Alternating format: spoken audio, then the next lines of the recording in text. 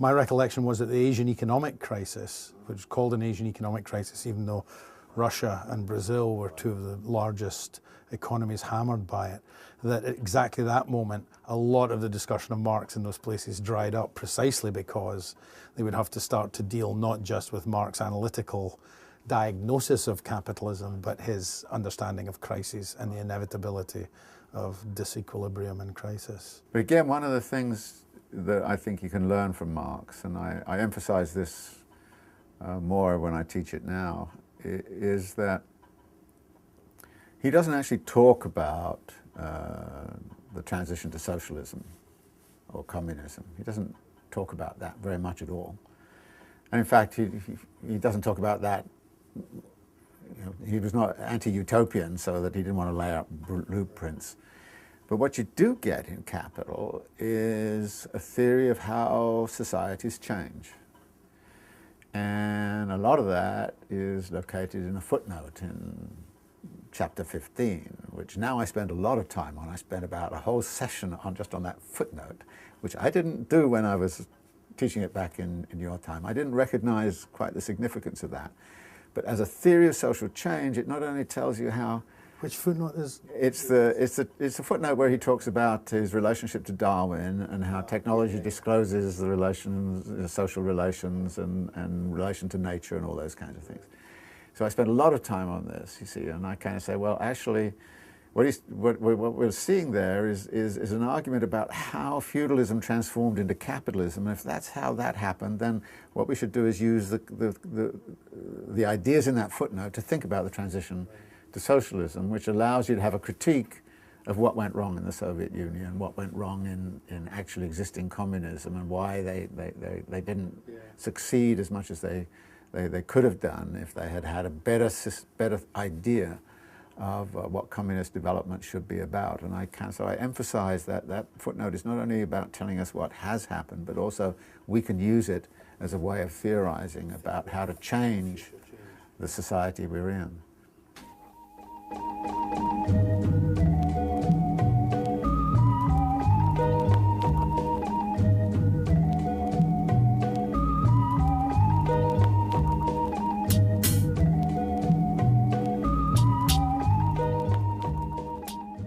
As I probably remarked in the first lecture, Marx rarely, if ever, attempts to create a kind of a manual of procedure that he's following. So if you want to know what his method is, you have to either watch him do it, like as you do in Capital, or else you have to resort to sort of consideration of these occasional, very cryptic, condensed statements about how he is going about understanding the world and what it means to try to apply that method to the understanding of a capitalist mode of production. And in this footnote, he actually lays out many basic ideas. And the first, of course, deals with his relationship with Darwin, when he kind of says a critical history of technology. Again, an interesting phrase, because at this point in time nobody had ever thought probably of writing a critical history of technology, so that in itself was an innovative idea at the time. But he said, would show how little of the inventions of the 18th century are the work of a single individual. As yet such a book does not exist. Darwin has directed attention to the history of natural technology, i.e. the formation of the organs of plants and animals, which serve as the instruments of production for sustaining their life. And this is an interesting idea, that evolution is equipping organisms with instruments of production for sustaining their life. And then Marx goes on to say, does not the history of the productive organs of man in society, of organs that are the material basis of every particular organization of society, deserve equal attention? And would not such a history be easier to compile, since, as Vico says, human history differs from natural history in that we have made the former but not the latter? Vico's argument was that as far as natural law was concerned, we would never be in a position to understand it. That was God's domain, and God works in mysterious ways, so we would never really properly understand it, but that we could understand what we ourselves had done, and that therefore human history was less mysterious, or could be made less mysterious, simply because it was humans who had made it. And Marx is taking up that idea. Now, the point of the history of technology has been actually already advanced and set out a couple of times already in the preceding pages. For instance, if you go back to page 286, there he talks about Franklin and defining man as a tool-making animal. And he says that relics of bygone instruments of labor possess the same importance for the investigation of extinct economic formations of society as do fossil bones for the determination of extinct species of animals. It is not what is made, but how, and by what instruments of labor that distinguishes different economic epochs. There's a footnote there, footnote 6, where he says, the writers of history have so far paid very little attention to the development of material production, which is the basis of all social life, and therefore of all real history. And again, on page 468, he says, the Roman Empire handed down the elementary form of all machinery in the shape of the water wheel. The handicraft period bequeathed to us the great inventions of the compass, gunpowder, type printing, and the automatic clock. But on the whole, machinery played that subordinate part which Adam Smith assigns to it in comparison with division of labor.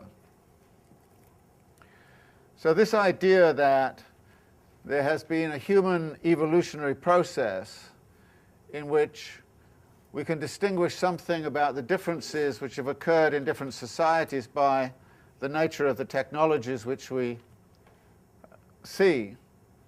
This idea is very important in Marx and very important in Marxian historiography.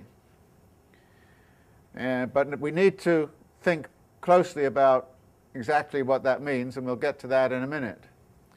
Of course, Marx here is also seeing himself as talking about the evolution of human society, and seeing that as a continuation of the sorts of arguments that Darwin had laid out about the evolution of the natural order in general.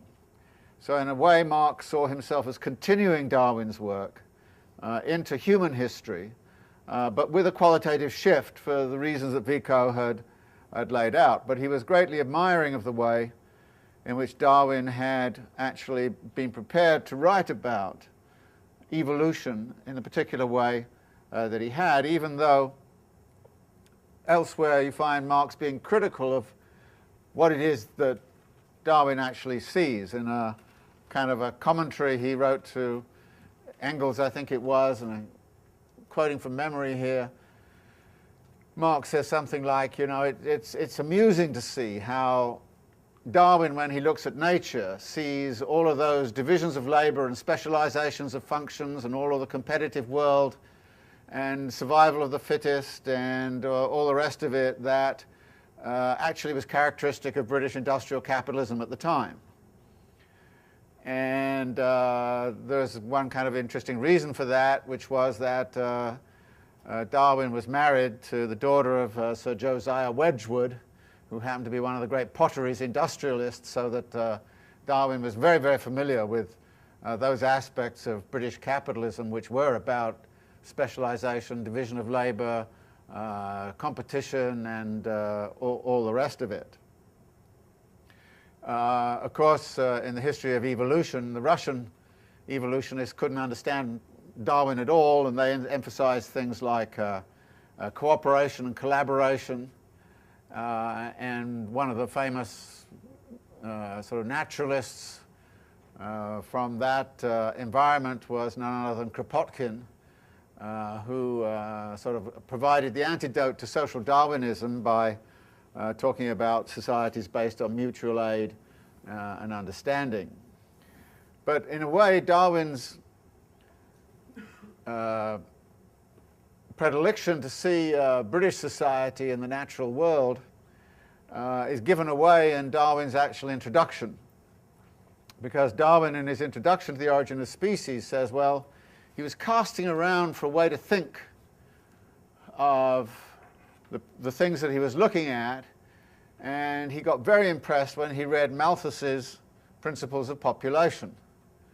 So it was a kind of a social analysis that Malthus produced, which was Darwin's inspiration. And since by and large Marx could not stand Malthus, it would be understandable that Marx would very quickly see in Darwin's Origin of Species, by that reference, that there was a social underpinning, a set of social metaphors that were going to be drawn into the actual way in which Darwin depicted the evolutionary process. So the thing we draw from this is that Marx is going to be concerned with an evolutionary process, with the dynamics. He's never going to talk about society as some static entity. He's always going to talk about it as something in motion, constantly evolving from one form to another. And this, of course, underlies the language which we've drawn attention to several times, which is this language about process. Marx is always talking about the fluidity of process, the fluidity of change, how things are changing, how this is evolving out of that. And in this chapter, of course, we're going to see how industrial capitalism emerges out of manufacturing, and how simpler systems of cooperation and divisions of labor are put together in a radically different way to constitute a distinctively capitalist mode of production, which is different from the manufacturing mode of production which he has analyzed in the preceding chapter. The second part of this quote is, I think, even more intriguing and more important to grapple with. What he does in the second part is to set up an argument about relations between what I will call moments. He says, technology reveals the active relation of man to nature, the direct process of the production of his life, and thereby it also lays bare the process of the production of the social relations of his life and of the mental conceptions that flow from these relations. What this is doing, in effect, is setting up a set of categories through which we start to look at this evolutionary process. And the categories look like this. We have technology.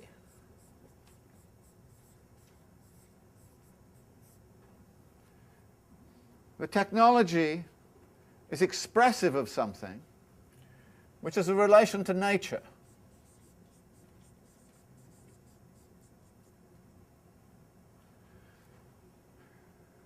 Then we talk about the actual process of production.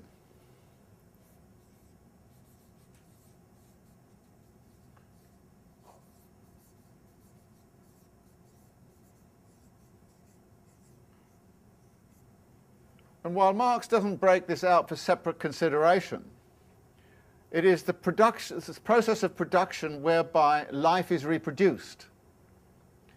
So we have, if you like, another category here which we can, in a shadowy way, introduce, which is the reproduction of daily life.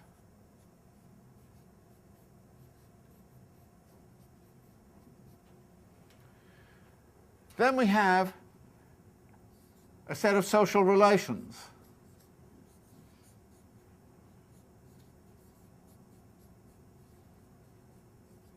And then we have a set of mental conceptions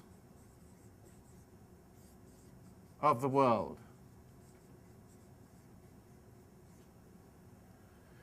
Now, the interesting thing here is to immediately sit down and say, how is Marx understanding the relations between these elements? One way in which you could look at this is you could say that Marx is a technological determinist. if you have had the misfortune to read Thomas Friedman's Flat Earth Society piece, at some point or other he says, well, people are accusing me of being a technological determinist, and that's Marx. And he said, well, if that's the case, I'm a Marxist. And a lot of the reviewers kind of went into this thing about how Marx is a technological determinist and Friedman is following Marx, which is kind of pretty ridiculous when you think of the politics of it. But it's even substantively, I think, incorrect. Because Marx does not say technology determines. He says technology reveals. In the other translation, it is technology discloses.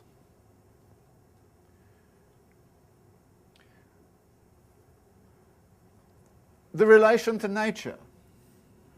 So we're going to look at that relationship then between technology and nature. And we can actually even, if we wish, push this a bit further and to talk about the process of production of nature, how human beings are producing nature through their new technologies, through things like genetic engineering, modification of plants, animals, modification of environments. There is a process of production of nature going on. So when Marx is talking about technology, he's talking about a relation between the two. And of course, there is a relationship between technology and the labor process.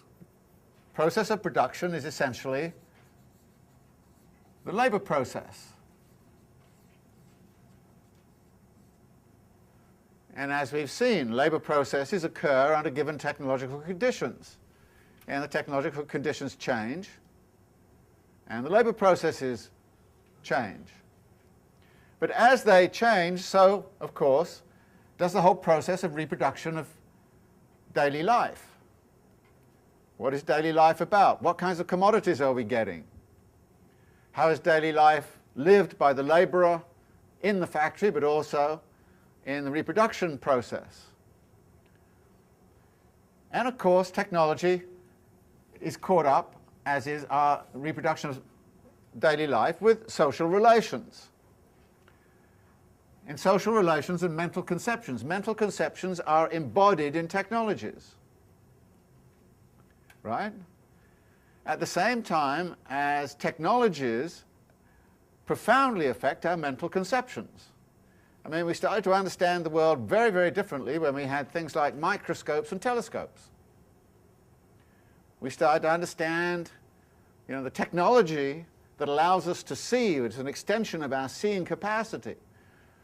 We can now see into outer space thanks to Hubble telescopes and things like that. So the technologies are altering our mental conceptions at the same time as our mental conceptions are being embodied in the technologies.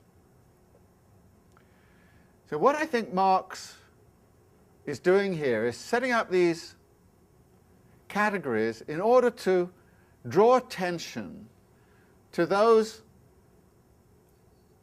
moments, if you like, where dynamic change can occur. Now, if you reflect on this, you will see a number of different theories of social change. If you say technology is the prime force, and it causes all the others to change, then you're in a position of being a technological determinist. If you say nature is the prime force, then you're being an environmental determinist. You'd be a Jared Diamond or a Jeffrey Sachs. If you said the process of production, the labor process, is the primary force of change, you'd be siding with a lot of the autonomista worker Marxists in Italy who kind of, somebody like John Holloway, who kind of says, in changing the world without taking power, the only place where real change occurs is through a transformation of laboring. And it is therefore a very workerist kind of understanding of the dynamics and dialectics of change, that this is the point which gives you change. What about reproduction of daily life? Well, there are many people who start to say, look, you've got to change your lifestyle in order to change the world. If you want the world to change, then you have to sort of change your consumption habits. The personal is political, and movements around sexuality, movements around the actual reproduction process in the household, all those kinds of things play a very big role in social change. So you'll find people who kind of say, well, that's where it's really at. And then, of course, social relations. I mean, you could say Marx was not a technological determinist, but he was a class struggle determinist. Class struggle is the moving force of history. And he says that in various places. It is a moving force of historical change. What about mental conceptions of the world? Well, if you're a Hegelian idealist, you say it's all, that's what really is critical. And you don't have to be a Hegelian idealist to say, actually, it's ideas that change the world. And you'll find people write things and say, well, it was the change of ideas that changed everything. In her most recent book, for example, Naomi Klein in Disaster Capitalism comes close to attributing it all to the ideas of Milton Friedman. I mean, she does. And I mean, there's some very interesting, very good stuff in there, but at a certain point, it seems like the forcing thing was Milton Friedman sitting down there and rewriting a bunch of ideas, and then everybody suddenly got them locked in their head and started behaving like mini Friedmanites. So it is interesting when you kind of look at this to say, well, how many historical things have you read which puts one or other of these in the forefront of the thing? Now, is Marx doing that? Is Marx actually doing that here? And I don't think the answer is, from what you've read of Capital so far, you'd have to say no. He doesn't use causal language. He doesn't say a change in this causes all of these things to change. It's not even a kind of interactive, dynamic model in which that affects that, and then this affects something else, and it comes back and affects the technology. I don't think it's even that. More problematically, the question is this a classic Hegelian idea of the totality? Because Hegel's idea of a totality was elements which are locked together as internal relations each of each other. And it's a kind of organic view of the totality. And again, I don't think Marx is being Hegelian. He probably sets it up coming out of the Hegelian view that you need to specify the distinctive moments which are at work transforming the world. But in a Hegelian view, this organic system, if you like, would have an immanence. It would be evolving in some kind of way according to a very tightly specified dynamic of possibilities. Marx, it seems to me, is leaving this much more open. It's a much more ecological kind of system.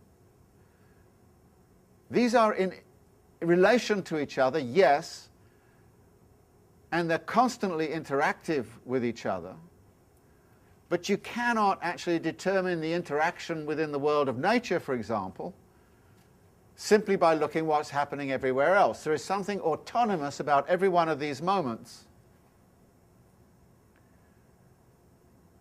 so that there is the possibility of all kinds of radical transformations occurring.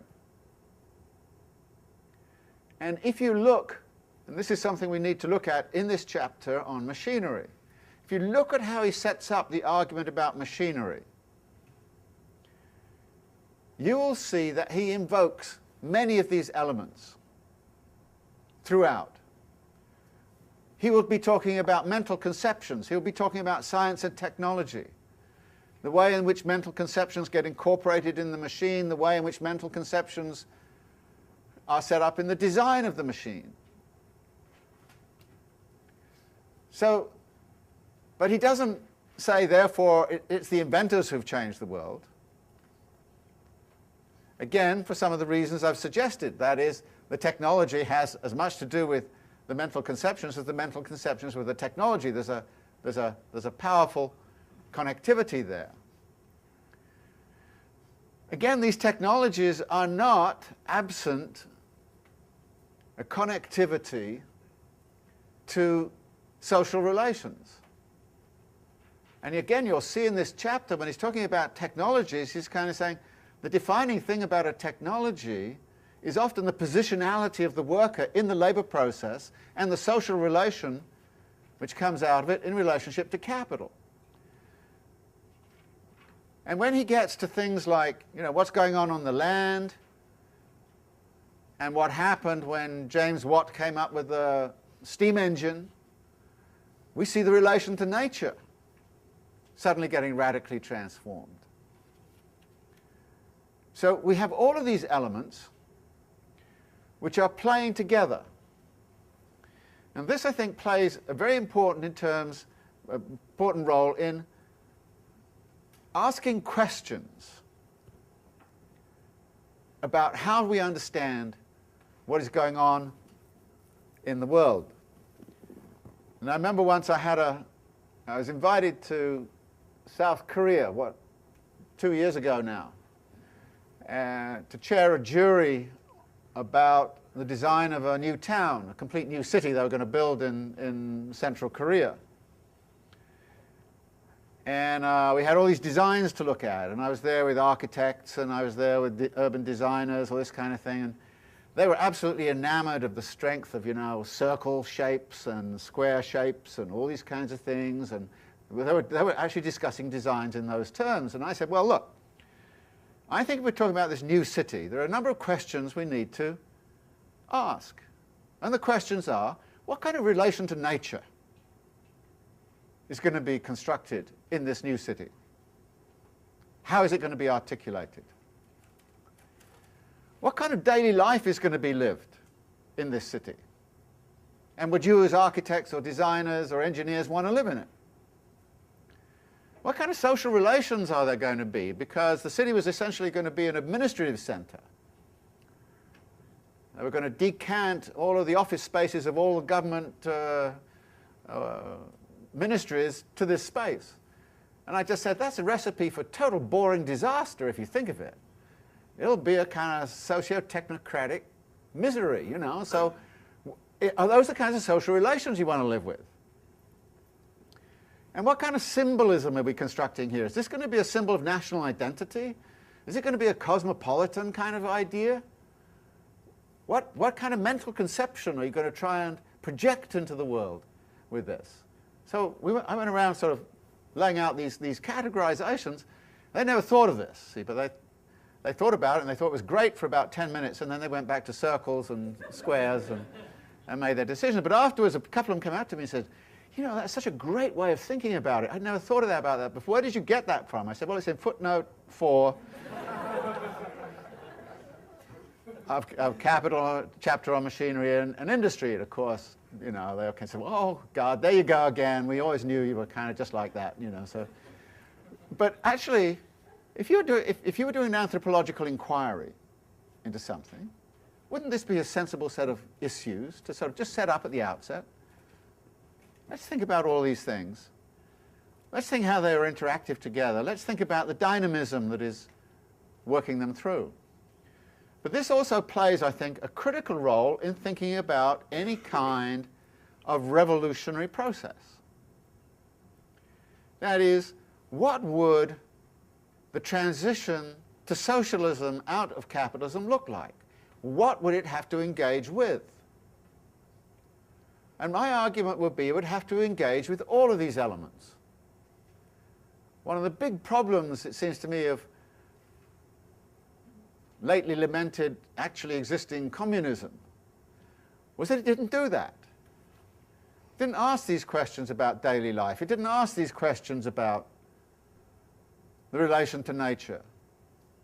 It didn't imagine a world of dynamic interactions and dynamic transformations. And this would then lay back a little bit and explain why, although Marx says that class struggle is the motor of history, he also says ideas are a material force in history. Because you can have all kinds of wishes about transforming your social relations, but unless you can change ideas the hegemony of ideas and all the rest of it, unless you can change that, nothing's going to happen on the social relations front. And we therefore have to think of this as a dynamic interaction. Now, there are some theorists who, it seems to me, have taken up this sort of mode of thinking in recent times. In the Marxist tradition, you have, for example, Lefebvre. Now, Lefebvre likes to talk about ensembles of relations. And this is not an organic system in the sense of just an organism. It's organic in the sense of an ecology of an ensemble of relations which we're looking at. And so Lefebvre, in a sense, is highlighting this idea that the ensemble of relations is crucial to look at. Another person who comes out of the Marxist tradition, although most Americans don't do it, it's like they always think Foucault is outside of it, they also think Deleuze is outside of it. Deleuze is very much in it. And Deleuze talks about an assemblage. And his idea of an assemblage is very much like this. So you do have ways of thinking in Marx which, when you think of them dialectically, but this is again the point, if you read this passage in abstraction, then you're going to get one way of interpreting it. My interpretation of it comes out very much from seeing how Marx works in Capital and then asking questions like, all right, how is he talking about the labour process? How is he talking about technology? How is he talking about the relation to nature?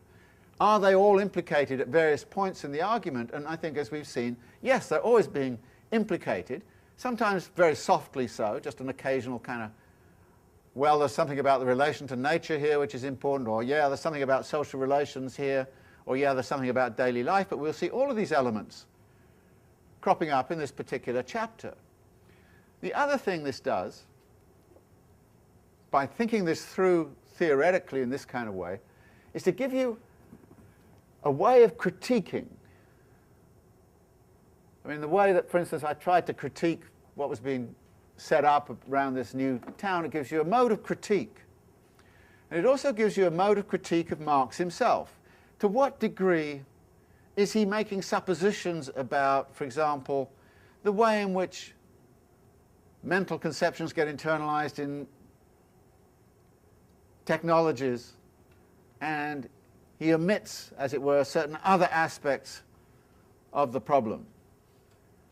In my view, for example, in this chapter, he pays very little attention to the reproduction of daily life, except in a few specific places. And you could genuinely critique him for that. And as I think we will see as we go through, I think there are some very interesting residual problems which he leaves in his account of machinery and modern industry, which we'll get to in due course. So it's a way of saying, well, okay, Carlos, you've set this up in this particular way. How well are you really keeping to it? And the answer is pretty damn well, but there are many elements where you could kind of say there's real room for significant transformation or improvement of what he's had to say. So that you're not locked in, as it were, to, oh, well, he has said everything that has to be said about the universe. But I find this way of thinking about it very compelling, provided you don't treat it as a causal structure, you don't treat it as a deterministic structure, you don't treat it as a sort of a Hegelian totality structure, but you treat it as a kind of open ensemble or an open assemblage of moments in a process, because he's interested in the evolution of society. That's the first part of this quote. I'm interested in how society evolves. Second part of the quote is, it's going to evolve by all of these being evolved in a co-evolution process of some kind. So he's setting up a co-evolutionary model of how to understand the dynamics of capitalism and how to understand the transition from feudalism to capitalism. And I think that the implication is, therefore, that we should be thinking about this kind of thing in thinking about the transition from capitalism to socialism or anarchism or whatever ism you particularly have in mind. Now, the last part of the quote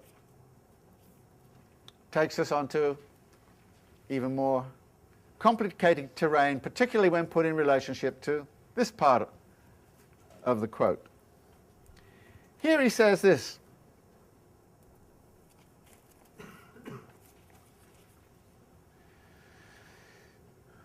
even the history of religion that is written in abstraction from this material basis is uncritical. So this, by the way, is the material basis, this whole set of relations. It is in reality much easier to discover by analysis the earthly kernel of the mystic creations of religion than to do the opposite, i.e. to develop from the actual given relations of life the forms in which these have to be apotheosized. The latter method is the only materialist and therefore the only scientific one. The weaknesses of the abstract materialism of natural science, a materialism which excludes the historical process, are immediately evident from the abstract and ideological conceptions expressed by its spokesmen whenever they venture beyond the bounds of their own speciality.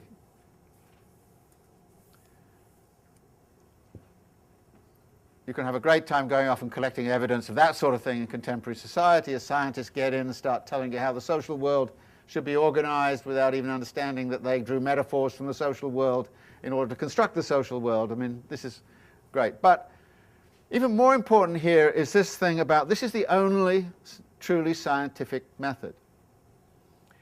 And it brings us back to something he wrote well before, and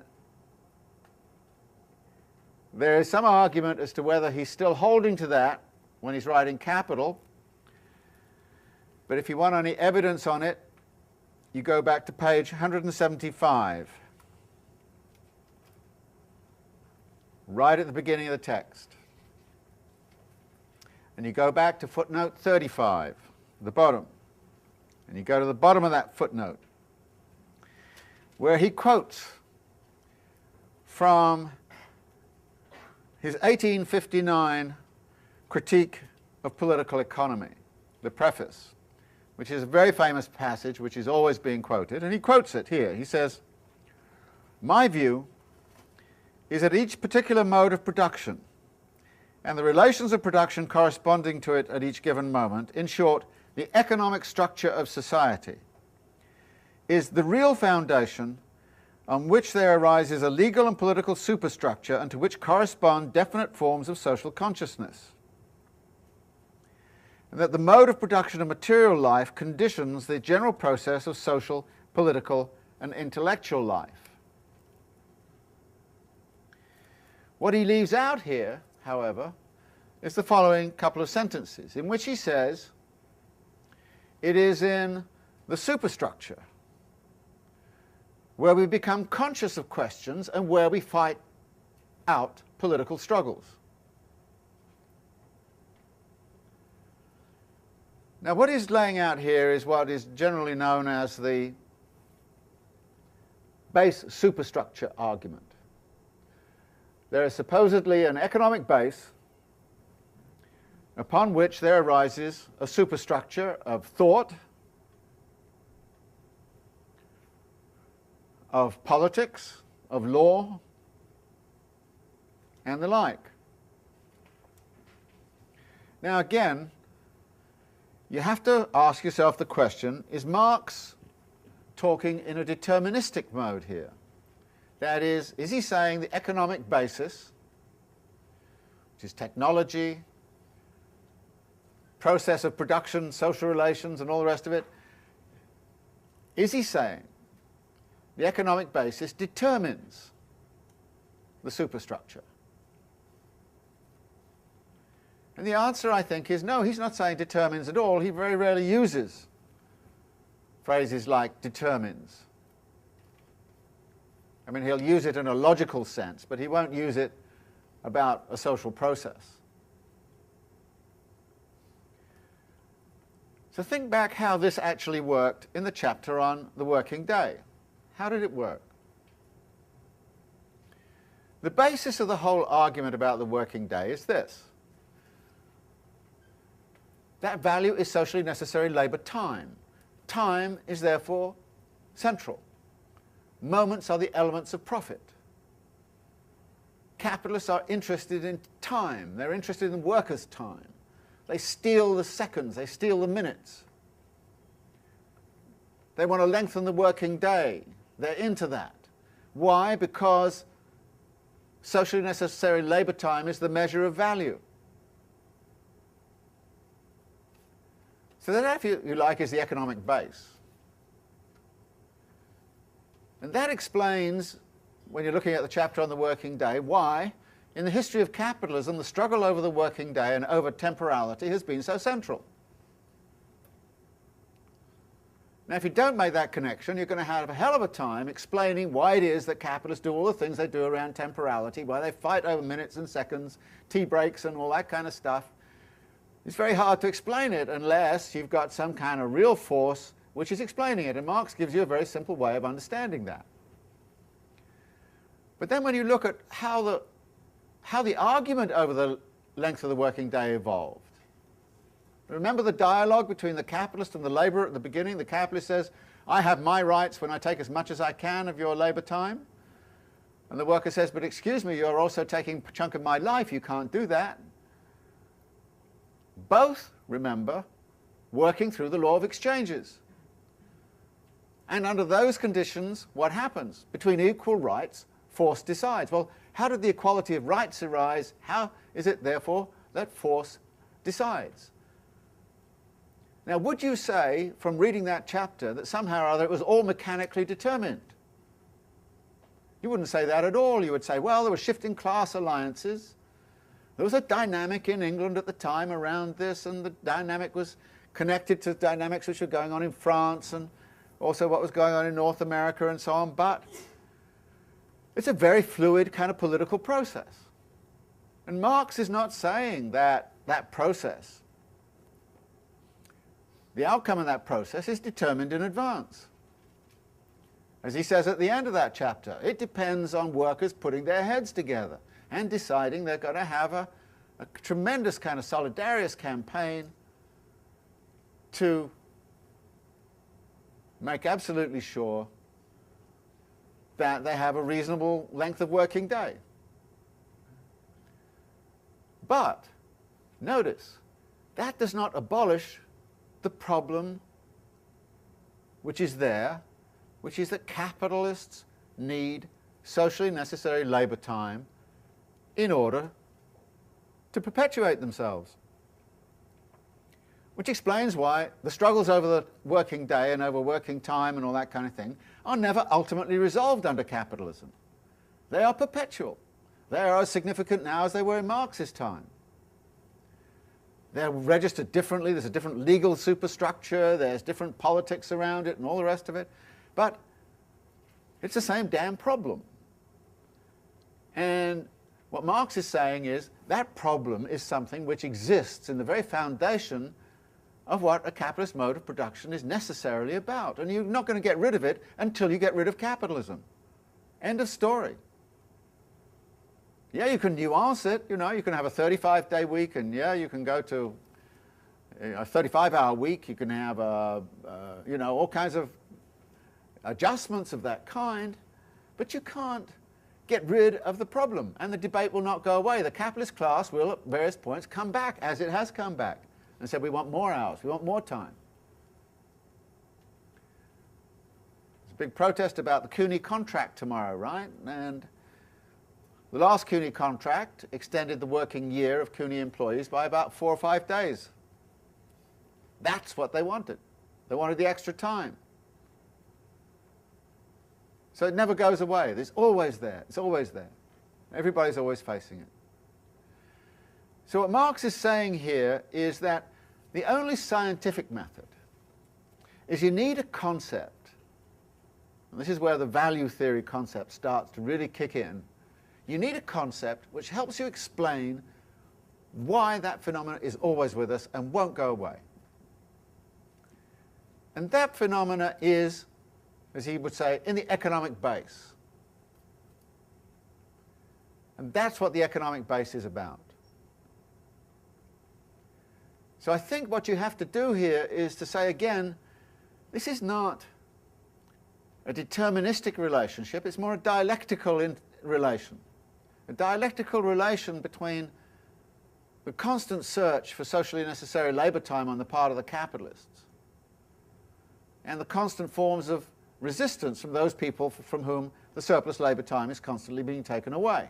And that's the working class, which then does indeed put you into the dynamics of class struggle.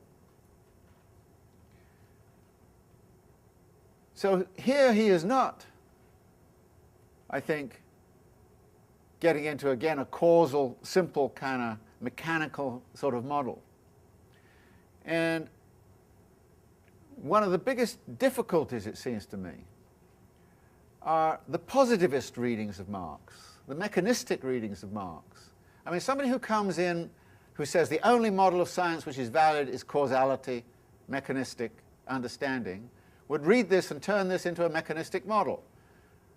Then they would test it and find it's all wrong and say, well, so Marx is stupid. And that's what a lot of them do. And there are a lot of people within Marxism who do that. For example, the idea that productive forces are the motor of history is a very long-standing one within many communist theorists, and even outside of communist theories. If you want to get one of the best examples of a very intellectual defense of the idea, you'll read G.A. Cohen's Karl Marx's Theory of History of Defense, which argues that Marx is attributing to the productive forces, i.e. technologies, a primacy in the transformation, in historical transformation.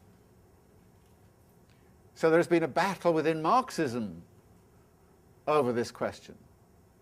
The big battle is between those who say it's class struggle and those who say it's technology. Now we have the autonomistas saying it's the labour process. So even within Marxism you will find very significant battles, including also over the base and superstructure imagery. But this is one of the places where you can start to sort that out. But again, you don't sort it out theoretically in the sense of kind of, I don't know, finding odd quotes from Marx that support the class struggle view or some other view. You sort it out, it seems to me, by actually looking carefully at how he situates all of these elements together in the account that he's giving in Capital. So that is why this cryptic theoretical statement at the beginning of Machinery and Large-Scale Industry is so important, because it says something about that, but it also draws your attention to the fact that he has this in mind in writing this chapter. So one of the things you have to do is to read this chapter with this in mind. Don't treat it as some sort of aside. No, you've got to read the chapter as an example of how this sort of thing works. And if you do it that way, I think you'll get a very good idea of exactly how Marx actually proceeds, as opposed to the myriad accounts you'll have of how Marx was supposed to have proceeded, many of which are guided by, as I've said, positivist, causal logics and so on, which Marx just doesn't utilize in Capital. You can't find it. Okay, I'm going to stop here and get some discussion from you on this. I mean, are there some things here that you're kind of finding problematic and want elucidated? Yeah. It seems like Marx lays out these elements pretty clearly, and I'm wondering why he left out some of these elements that he pretty lucidly sees and separates in his own account. And then the second part of my question... In his own account of what? Of machinery? Of Capital and machinery. I mean, throughout the book, I think he references some of these things, but there's clearly a lot more tension. Yes. Yes. Agreed. And the second part of the question is, if Lefebvre is then foregrounding sort of these issues of reproduction of daily life, or if it's more that he's simply filling in what he saw as something that was underanalyzed by Marx and by others. Yeah, I think no question Lefebvre in the Critique of Everyday Life is trying to correct what he saw as a lack of attention to this reproduction of daily life, everyday life kind of issues. And so there's no question that Lefebvre thought this was a gap. And it was through that that he started to mount a critique of Stalinism within the Communist Party. You know, it was through that sort of strategy that he pursued that path and began to develop a sort of critique of Soviet practices, which led him eventually to be thrown out of the Communist Party. But yeah, there's no question that Lefebvre saw some of these elements under-theorized. But here's an interesting question. Are they really so under-theorized, or are they not paid enough attention to in Marx, or is it the Marxists that didn't pay attention to them? My argument would be many of them, as you correctly said, are underplayed in Capital, but there are always elements of them there. Whereas I think the big problem was when the Marxists came along and kind of said the productive forces are the ones that matter, change the productive forces, everything changes with it. It didn't happen. Soviet Union got into a big mess. The relation to nature doesn't matter, you know, got into a big environmental mess. So I think that you know, the problem what the Marxists did, and like I said, you know, G.A. Cohen, extremely talented analytical philosopher, and it's the analytical is the problem. He hates dialectics, and basically he calls dialectics bullshit Marxism. And they had a logo where the analytical people the analytical Marxists called themselves the non-bullshit Marxists. So yeah, I mean, there's a lot of problems within the Marxist tradition as how this is set up. But we will look, I think, in this chapter a little bit about how these elements are integrated.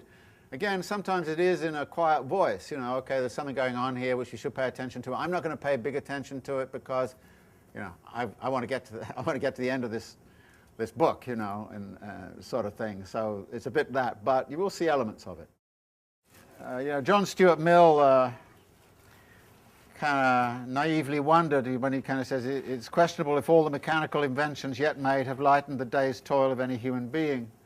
And Marx, of course, answers, well, of course not, because machines were not invented to do that. They were invented to produce surplus value.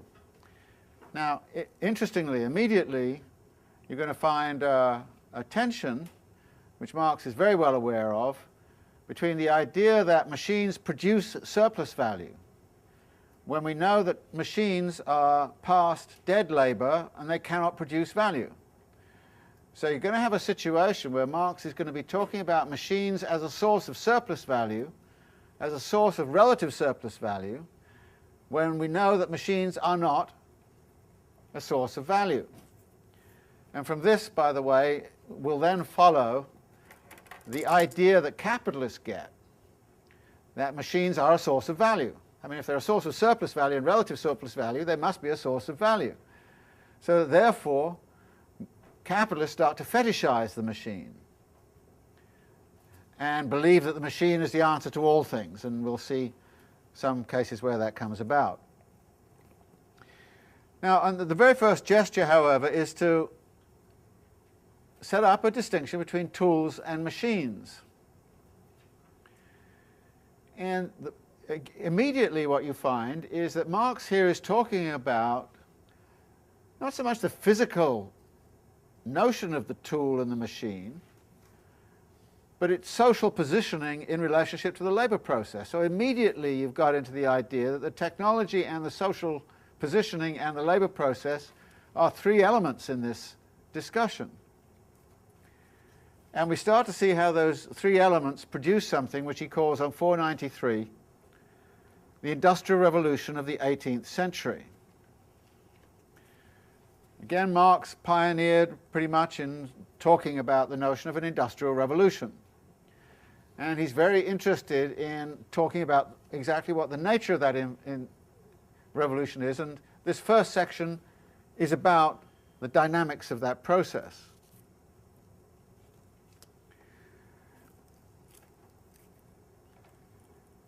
Now, clearly, the machine begins with the tool. But what happens, as he says on 495, is there is a moment, it's right in the center, that the tool proper is taken from man and fitted into a mechanism. A machine takes the place of a mere implement.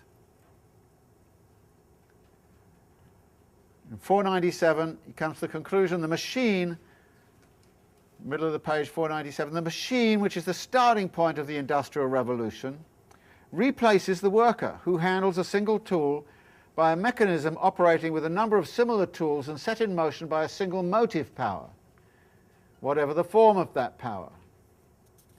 And he then talks, bottom of the page, about horsepower, then he talks about water power, and then on top of 499 he introduces a radical shift in the motive power, when he says, not till the invention of Watt's second and so-called double-acting steam engine was a prime mover found which drew its own motive power from the consumption of coal and water, was entirely under man's control, was mobile and a means of locomotion, was urban and not like the water wheel rural, permitted production to be concentrated in towns of, like the water wheels, being scattered over the countryside, and finally was of universal technical application and little affected in its choice of residence by local circumstances.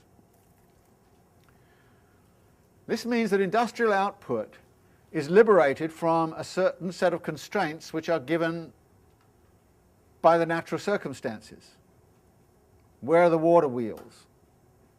Where's the water power? With coal you can cart it around. You can concentrate it, bring it into the cities. It's a radically different process. And this process, by the way,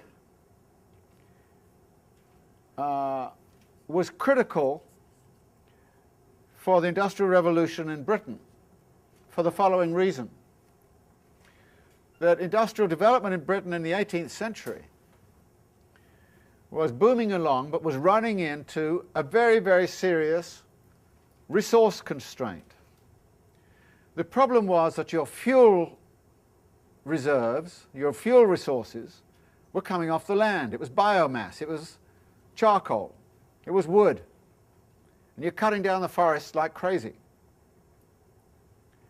And at the same time you need land for food production.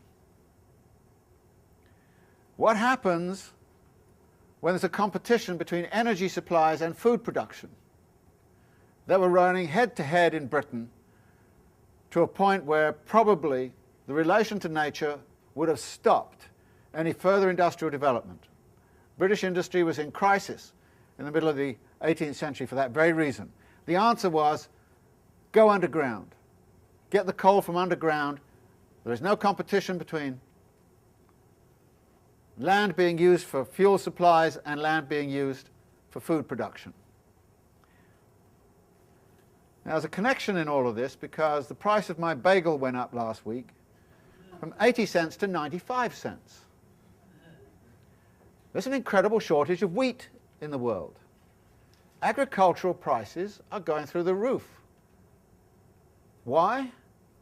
Ethanol production. We're heading right back into a situation where the land is going to be competed for between energy resources and food resources. And food prices are already shooting up very fast because the rate of conversion to ethanol, throughout Latin America as well as now in the United States is very, very significant. And if you take all that land away from food production, what happens? You get, well, my bagel goes up by 15 cents. Not only that, but actually bread prices around the world are skyrocketing for all these kinds of reasons. So this move, which can sometimes somehow be seen as a social necessity, a political, economic necessity, given the tensions which existed in British industrialism and food supplies at that time, this move was a technological move that radically transformed the relation to nature, and of course it allowed to be set in train that whole kind of process which allowed the 19th century essentially to mine out all the stored fuel reserves of the Carboniferous period, and the last century to mine out all the stored fuel reserves of the Cretaceous period, leaving us with the question of what's the next reserve of energy. But now we're seeing, as that goes back onto the land, what kinds of problems we may immediately face. But what Marx is doing here then is then saying that we start to reorganize the division of labor, which is considered in the previous chapter, and reorganize cooperation. So on 501, he starts to talk about 10 lines down. Here we have again the cooperation by division of labor, which is peculiar to manufacture, but now it appears as a combination of machines with specific functions. And he talks about the similarities, but then he says an essential difference at once appears. In manufacture, it is the workers who either singly or in groups must carry on each particular process with their manual implements. The worker has been appropriated by the process, but the process had previously to be adapted to the worker. This subjective principle of the division of labor no longer exists in production by machinery. Here the total process is examined objectively, viewed in and for itself, and analyzed into its constitutive phases. The problem of how to execute each particular process and to bind the differential partial processes together in a whole is solved by the aid of machines, chemistry, etc. Chemistry, science and technology, mental conceptions start to become significant.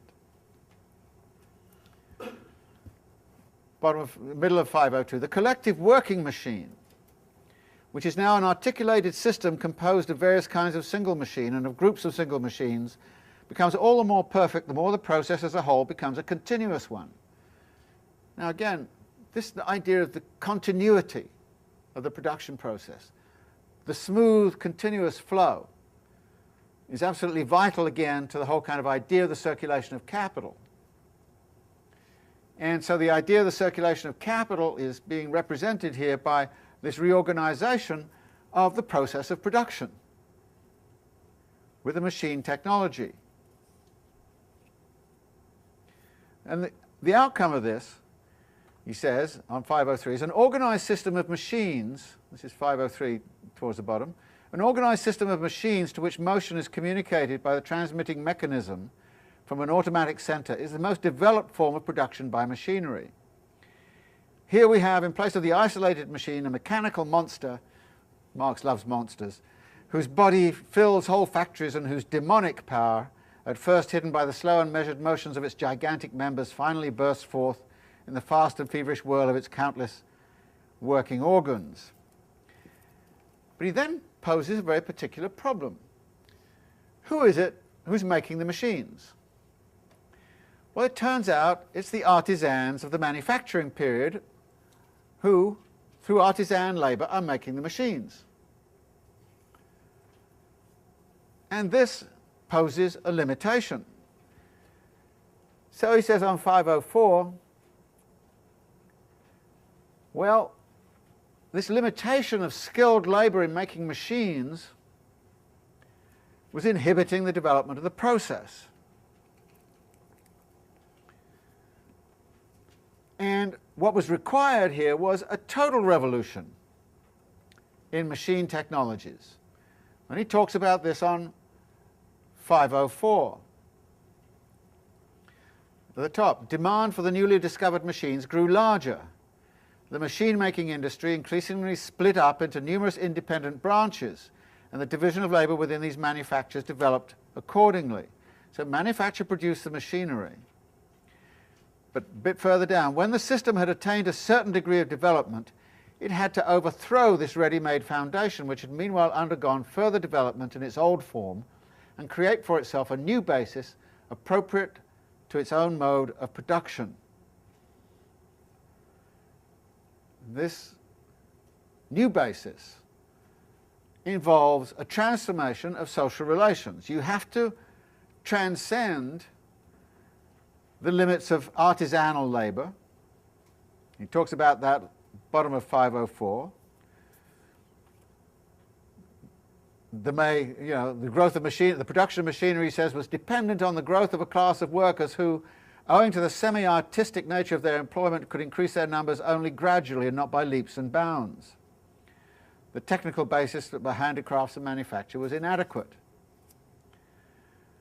What we see on 505 is the idea that the transformation of the mode of production in one sphere of industry necessitates a similar transformation in other spheres. That is, you get these spillover effects from one sphere to another.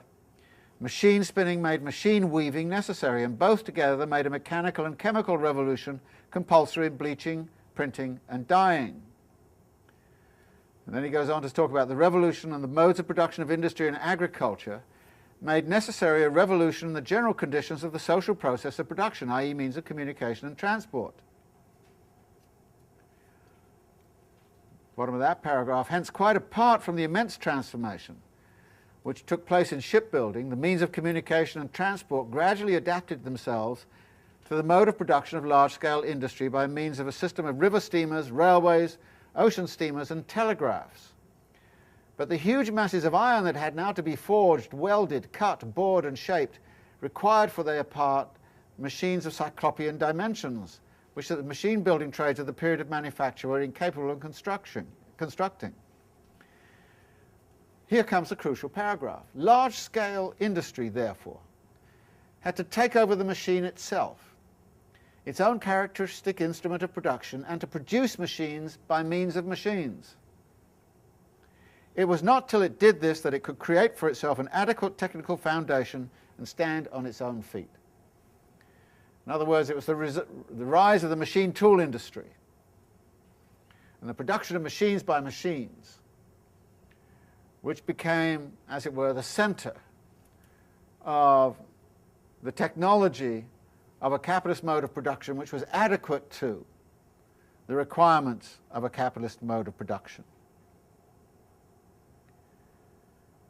So this is the revolutionary movement, a movement from tools to machines, which are produced by artisanal labor, and they're sporadic and around the place. The machines are collected together and become a system of interconnected machines. But then as you try to extend that system, so you get an expansion of demand for more and more machines, which can only be met by setting up an industry which produces machines by machines. And it is that dynamic which, in Marx's view, characterizes what the Industrial Revolution was centrally about.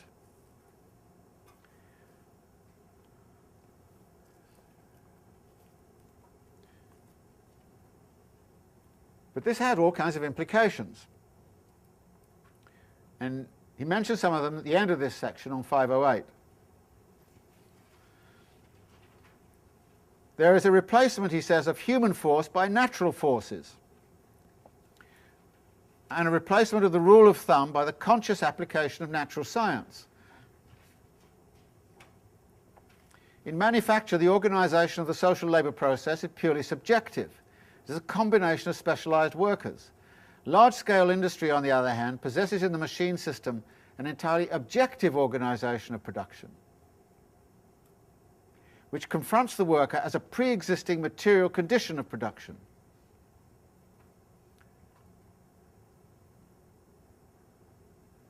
Look what this is talking about here. Look how he's going around these elements. Natural science, technology is being deployed, technologies are being transformed, social relations are being changed, the process of production is being changed, and so is the relation to nature. All of these elements are actually at work in this section. Nothing about everyday life, but all these other elements are in there. And it was a co-evolution of all of these elements that produced the Industrial Revolution. You couldn't have had the Industrial Revolution, put it this way, without there being a radical transformation of social relations, i.e. the workers moved from being an active subject to being objectively embodied in a radically redesigned labor process, which is using the new technologies and mental conceptions, and of course engaging in a completely different relation to nature through the move to a motive source of power which is underground.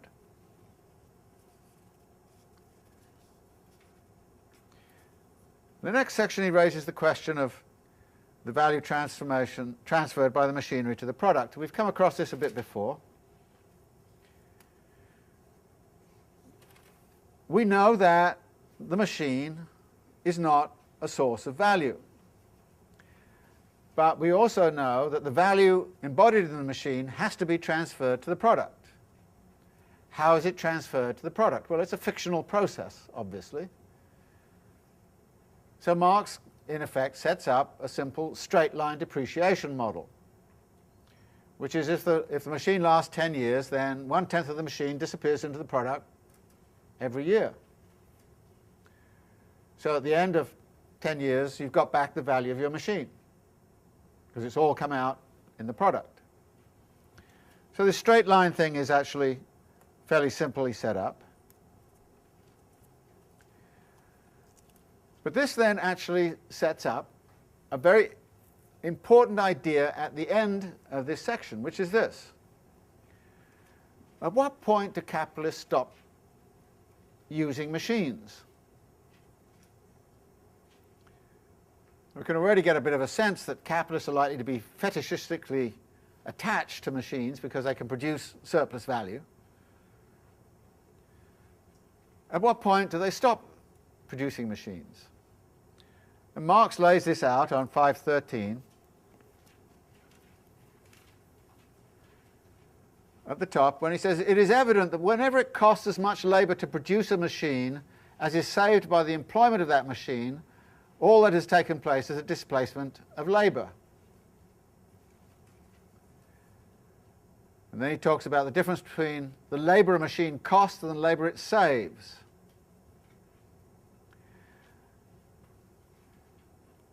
And the idea that the productivity of the machine is therefore measured by the human labour power it replaces. And then he talks about this. And on 515, this leads him to specify a limit.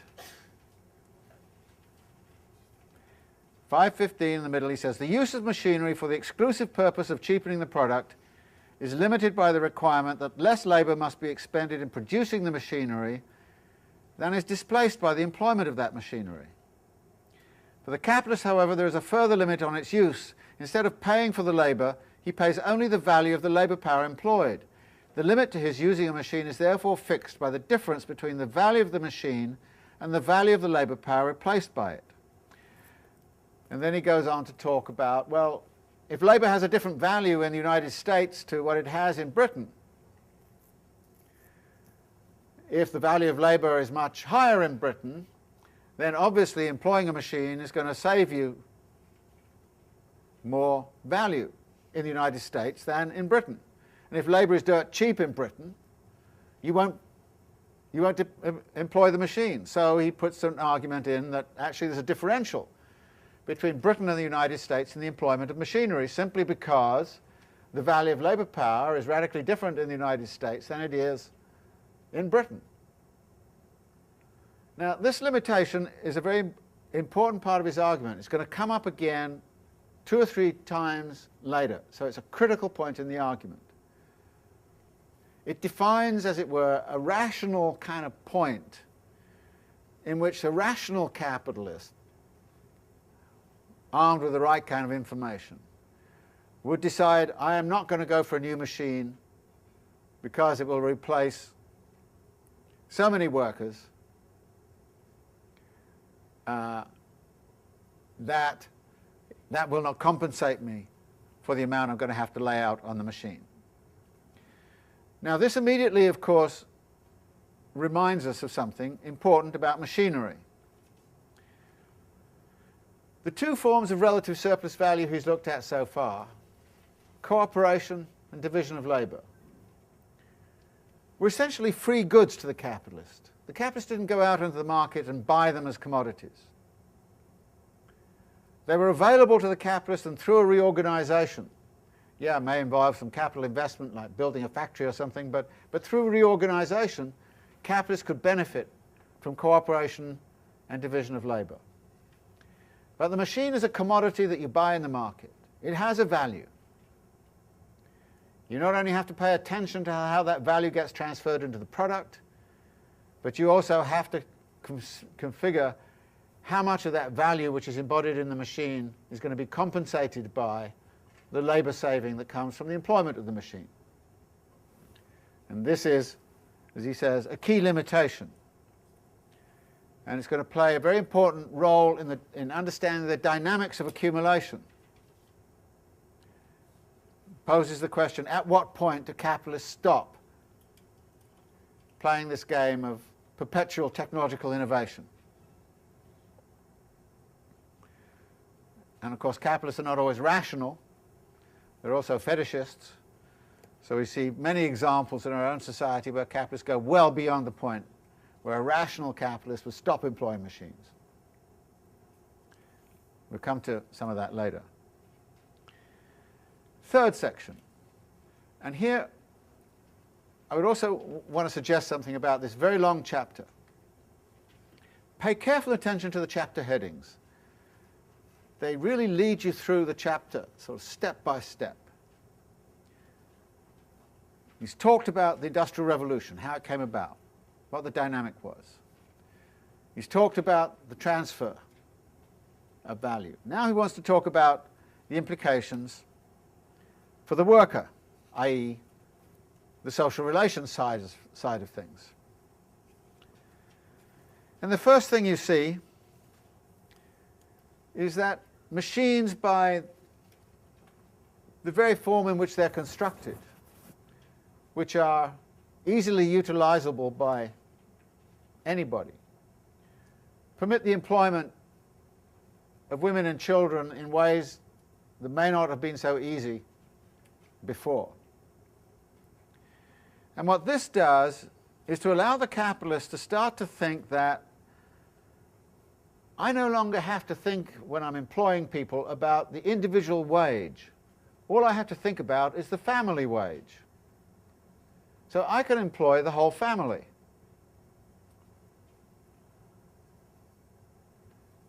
And this immediately leads into those systems, a gang system, where one person would mobilize family, not only their own kids, but nephews and that kind of thing, into a gang, and become actually an organizer of labor. So it was a kind of almost collective organization of labor, a gang system. But also, what this means is that the capitalist can start to substitute the idea of all I've got to do is pay a family wage, I can reduce the individual wage. Now, there's some actually fascinating historical examples where exactly that has happened. There was an economic miracle in Brazil in the 1960s under a military dictatorship. And the economic miracle in Brazil mainly consisted in a radical reduction of wages.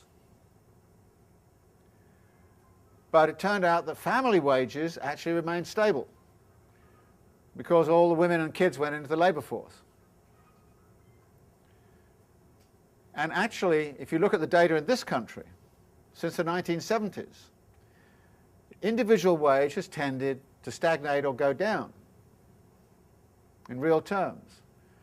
The family wage, however, has gone up a little bit and then down a little bit. Family wage is a very different entity.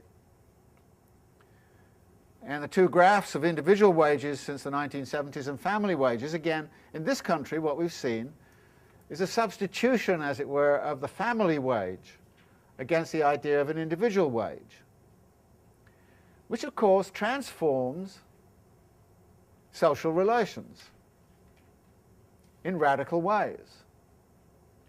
And it also starts to transform what happens in the domestic sphere. Now, this is not something that Marx pays that much attention to, but as you'll see in the footnote at the bottom of 518,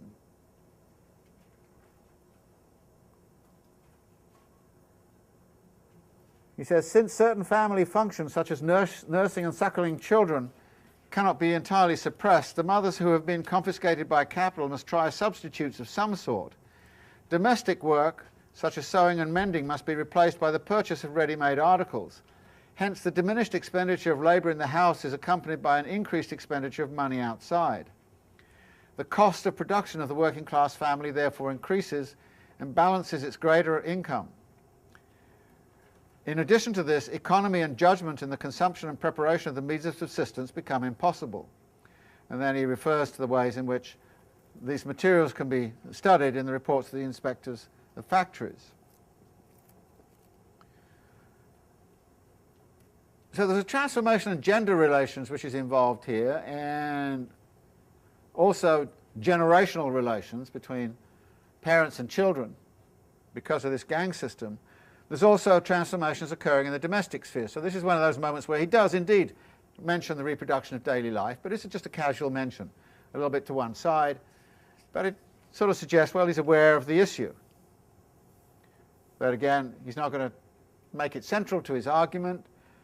He probably should have made it more central than he did, but at least he's aware that this is an issue. So this then immediately brings him, of course, to say, well, what are the implications of the importation of children into the process of production? Different kind of, and then we get into, again, the factory acts, the factory inspectors and the kinds of things they're reporting about what on earth is happening to kids in the production process. And so there's a little bit of time on that, and then he kind of says, and of course, one of the things they then get into is they want to have schools and things like that, so he kind of debunks this idea this is anything like a real education. So the main point here is that machinery, when it comes in, allows a different deployment of family labour. Now there are moments in here when, of course, he starts to sound like, well, okay, women can't do the heavy lifting. The fact that you've got machines allows them to machine minders and all that kind of thing. They're easier to use. Issues of that kind in this section, but the general point he's making, I think, is significant, which is that when you get these radical transformations in technology and in machinery in particular, you cannot imagine that occurring without a radical transformation of social relations of some kind, and the two are implicated in each other. The second is the prolongation of the working day. It starts on 526.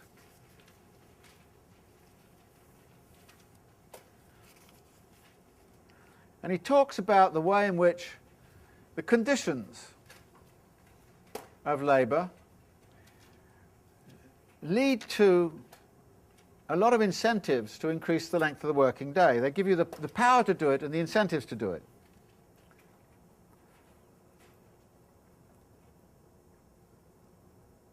And these conditions are partly this, that the machine, through its objective qualities of the continuity of the production process, which it allows,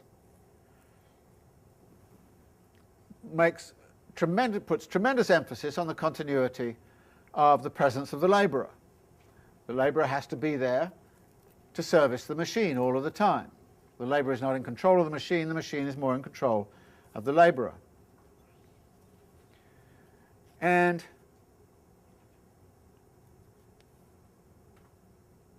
as he says on the bottom of 526, because it is capital, the automatic mechanism is endowed in the person of the capitalist with consciousness and a will. Interesting kind of argument here. He's kind of saying the mental conceptions actually shift. As capital, therefore, it is animated by the drive to reduce to a minimum the resistance offered by man, that obstinate yet elastic natural barrier. This resistance is moreover lessened by the apparently undemanding nature of work at a machine and the more pliant and docile character of the women and children employed by preference. The historical record shows that women were nowhere near as docile as Marx is imagining. But then he goes on to talk about the active lifetime of a machine, however, is clearly dependent on the length of the working day, which then leads him on 528 to talk about the case of moral depreciation, which we've already briefly mentioned. I want to get the money back out of my machine. It's going to last 10 years physically.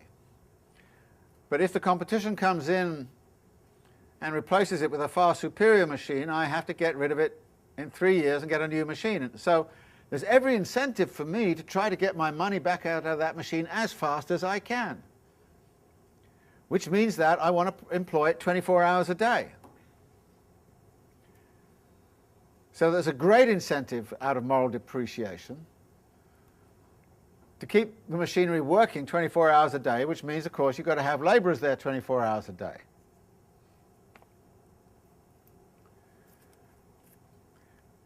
Because he here introduces a very important concept, which is the idea of devaluation.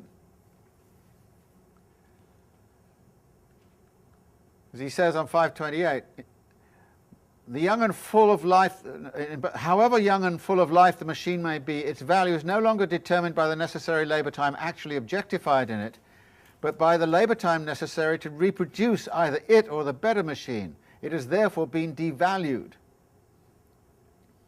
And capitalists don't like to have their machinery devalued.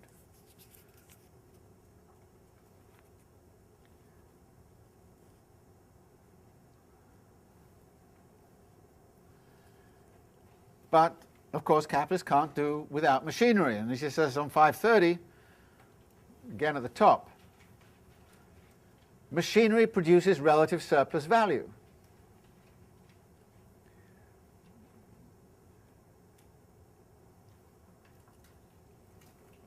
And he then talks about a certain contradiction. Because by removing labour from the labour process, you're taking away the source of value production. So why would you use a machine which costs you something in value in order to remove a chunk of the labour force from production, when it's the labour force that's producing your surplus value? Conundrum. And actually it's going to be very important for the analysis in Capital, because it's a contradiction. And he says on the middle of 531, hence, he says, there is an immanent contradiction in the application of machinery to the production of surplus value, since of the two factors of the surplus value created by a given amount of capital, one, the rate of surplus value, cannot be increased except by diminishing the other, the number of workers. This contradiction comes to light as soon as machinery has come into general use in a given industry. For then, the value of the machine-produced commodity regulates the social value of all commodities of the same kind, and it is this contradiction which in turn drives the capitalist, without his being aware of the fact, to the most ruthless and excessive prolongation of the working day. Now what's going on here is this. You're taking the labourers out of production, and as you remember, the capitalist is interested in the mass of surplus value, which is the rate of surplus value times the number of labourers employed. Reduce the number of labourers employed, you've got to have a huge increase in the rate of surplus value to maintain your surplus value. Does the machine give that to you? And if it doesn't, aren't you walking straight into a serious contradiction? In fact, one of Marx's great theses, which he's going to explore in Volume 3 of Capital, is that technology has a destabilizing effect upon a capitalist system. In fact, it undermines the production of surplus value. But capitalists can't stop their search for new machines, because remember, what they're looking for is that ephemeral form of surplus value that comes from that brief time when they have a technological advantage over everybody else. Then they get relative surplus value. But when you aggregate this up and look at the dynamic of the whole system, you kind of say individual capitalists behaving in their own self-interest, i.e. searching for that marginal bit of ephemeral relative surplus value, create a disequilibrium in the whole system, which can create a crisis in the whole capitalist mode of production. And this occurs without capitalists being aware of the fact, which leads him on 532 to spell this out in a different kind of way. Well, bottom of 531. Machinery produces a surplus working population. This is something that's going to come back again and again and again. The role of a surplus working population. It says, which is compelled to submit to the dictates of capital. You throw people out of work by technological innovation. They're sitting out there unemployed. They're extremely vulnerable to being re-employed at a much lower wage rate. So this is advantageous. Hence, says Marx, the economic paradox that the most powerful instrument for reducing labour time suffers a dialectical inversion and becomes the most unfailing means for turning the whole lifetime of the worker and his family into labour time at capital's disposal for its own valorisation. What he started out with John Stuart Mill's argument is there explained. The question of intensification, you remember the definition of value, which is socially necessary labour time, which is at a given intensity and productivity. So he's already introduced the idea of intensity, but he hasn't worked with it very much right now. But what he's pointing out here is that machinery allows you to regulate intensity, because it is the speed of the machine which sets the pace and defines the intensity. You can start to speed up the machine. And he points out on 536 that there is something what we call the porosity of the working day. You can reduce the porosity of the working day. You know, when you're dealing with manufacturing, you know, people put down their tools and have a chat. Well, you can't do that on the assembly line. The assembly line's coming through and you're stuck to, you've got to do it. And then you can speed it up, you know, the Charlie Chaplin modern times kind of phenomena. So what we're dealing with here is the possibility of intensification. But what capitalists also found, this is something else that comes up here, is a tension with the preceding section. What capitalists also found was that a reduced length of the working day allowed them to increase intensity considerably. That if people were working for 12 hours, they couldn't concentrate for 12 hours. Whereas if you reduced it to 8 hours, then you could really keep people at it solidly for 8 hours. So the whole idea of intensity becomes crucial in how the capitalists are managing the workforce, but also speed up becomes entirely possible. So this becomes a thesis that he puts together as a general argument for looking at the impact on what is going on inside the labour process. In other words, the technology and the labour process are linked together in such a way as to increase intensity and also to change the nature of social relations.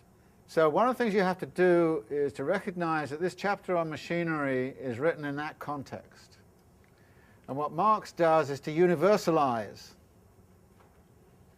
what is going on in Manchester at that particular period into a general theory about what machinery and large-scale industry are about. Now, there's a very serious argument to be made that if Engels had been located in Birmingham, the whole structure of industry in Birmingham was radically different. You didn't have large-scale factories. You'd had what we would call agglomerated small workshops producing guns and jewellery and the sort of gun and jewellery quarter of Birmingham was a very famous production quarter, which is very analogous to some of the industrial structures which have arisen in Silicon Valley and all the rest of it since. In other words, it was a much more decentered kind of system, a lot more subcontracting, a lot more kind of integrated. It was a very, very dynamic industrial form, which Marx seems to know very little about. So he doesn't actually use the Birmingham experience to talk about what industrialists do. So he tends to think that all industrialists will go the way of Manchester, when in fact a good segment of industry, even at that time, was going the way of Birmingham. And if you look analogously today, you would say, well, you know, if I went to South Korea, particularly 4 or 5 years ago, and I'd look at all the employment and the chaebols and all of those kinds of things, I would come up with a Manchester view of the world. If I went to Hong Kong and saw all of the kind of industrial organisation, the sweatshops and all that kind of stuff in Hong Kong, I'd end up with a Birmingham view of the world. And actually the Manchester versus the Birmingham view of the world has been very important in understanding the dynamics of industry. There is, I think, a serious bias in this chapter towards the Manchester view of the world.